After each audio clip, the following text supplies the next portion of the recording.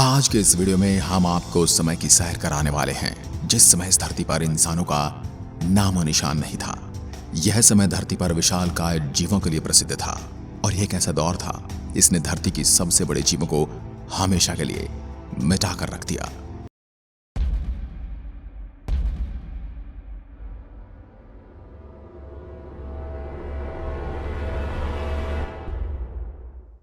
दोस्तों, इंसानों ने हमेशा से इस दुनिया पर राज नहीं किया और ना ही इंसान धरती पर सबसे ज्यादा समय तक राज करने वाला जीव बन सकता है।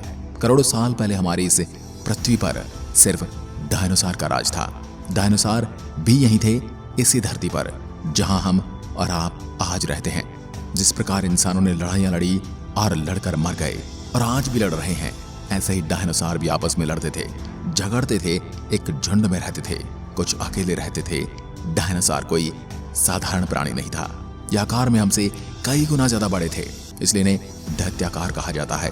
और इन दैत्याकार बड़े विचित्र डायनासोर ने करीब 14 करोड़ सालों तक धरती पर राज किया। इन डायनासोर की हजारों प्रजातियां पाई जाती हैं, लेकिन सभी एक ही जैसा व्यवहार नहीं करते थे। कुछ डायनासोर शाकाहारी थे और कुछ मांसाहारी, जो अपने पेट भरने के लिए शिकार करते थे। शिकारी डायनासोर काफी आक्रामक प्रवृत्ति के थे, जो किसी भी दूसरी प्रजाति के डायनासोर या जीव को देखकर उन पर हमला कर देते थे। लेकिन कुछ डायनासोर बहुत ही शांत स्वभाव के थे। इन्हें एक दूसरे से घुल मिलकर रहना पसंद था। यह अपने परिवार और झुंड के साथ रहते थे। दोस्तों, डायनासोर इस धरती पर सबसे सफल जीव साबित हुए क्योंकि इन्होंने इस धरती पर सबसे ज्यादा समय बिताया। लेकिन दोस्तों, ऐसा क्या हुआ कि डायनासोर हमारी इस धरती से विलुप्त हो गए? आखिर क्यों इन डायनासोर का नामो निशान मिट चुका है?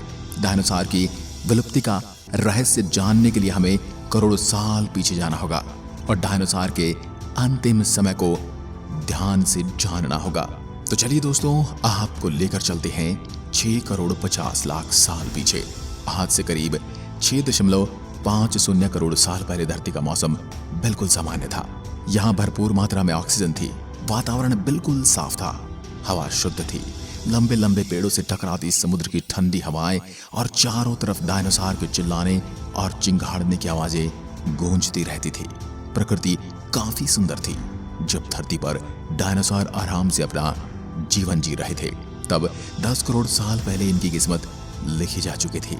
10 करोड़ साल पहले अंतरिक्ष में एक छोटा सा खगोलीय पिंड, ये यूं कहे कि एस्टेरॉयड, जो कहीं दूर अंतरिक्ष में भटक रहा था। यह एस्टेरॉयड धरती से तकरीबन 20 करोड़ मील दूर बृहस्पति और मंगल ग्रह के बीच एस्टेरॉयड बेल्ट में एक बड़े से एस्टेरॉयड से टकरा जाता है। जब दो एस्टेरॉयड के बीच टकराव होता है, बड़े वाले एस्टेरॉयड को काफी जोर का झटका लगता है, जिससे इसकी गति और दिशा में परिवर्तन आ जाता है। और अब यह एस्टेरॉयड अपनी दिशा बदलकर 22,000 मील प्रति घंटा की रफ्तार से आगे बढ़ते हुए एस्टेरॉयड बेल्ट से बाहर निकल जाता है, जो धरती की ओर विनाश के लिए निकल जाता है। अब यह एस्टेरॉयड हमारी धरती से 3,84,000 किलोमीटर दूर था। तब यह एस्टेरॉयड और धरती के बीच हमारा चांद आ गया था।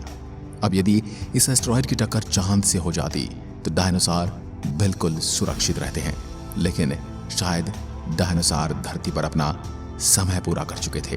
अपनी तेज गति और धरती में मजबूत गुरुत्वाकर्षण के कारण यह एस्टेरॉयड चांद के पास से गुजरते हुए धरती की ओर आगे बढ़ा।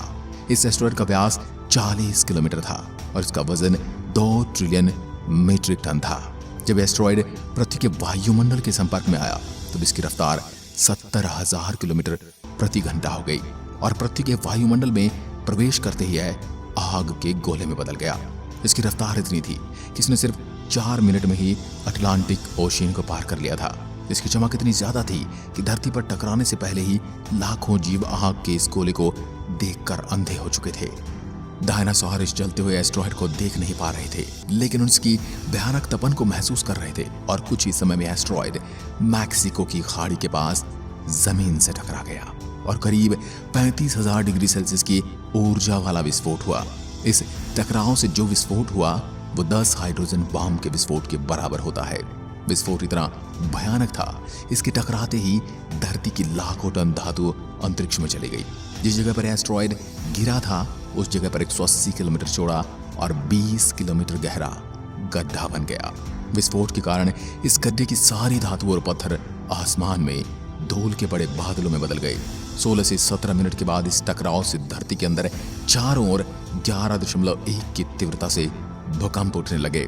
इस वजह से समुद्र में विशालकाय लहरों का निर्माण हुआ और चारों तरफ सुनामी ही सुनामी उठने लगी। भूकंप की वजह से सभी ज्वालामुखी सक्रिय हो गई और ज्वालामुखी में विस्फोट होना शुरू हो गई। डायनासोर का विनाश आरंभ हो चुका था। विस्फोट से धरती पर रेडिएशन की मात्रा इतनी बढ़ गई कि इसके 800 किलोमीटर के दायरे में आने वाले सभी जीव जलकर राख के ढेर में बदल चुके थे। धरती पर हुए विस्फोट, भूकंप और ज्वालामुखी से आसमान में उड़ने वाले डायनासोर तो किसी तरह बच गए थे, लेकिन विनाश यहीं रुका नहीं था। इस विनाश में लाखों टन धातु, पत्थर और धूल अंतरिक्ष में गए थे।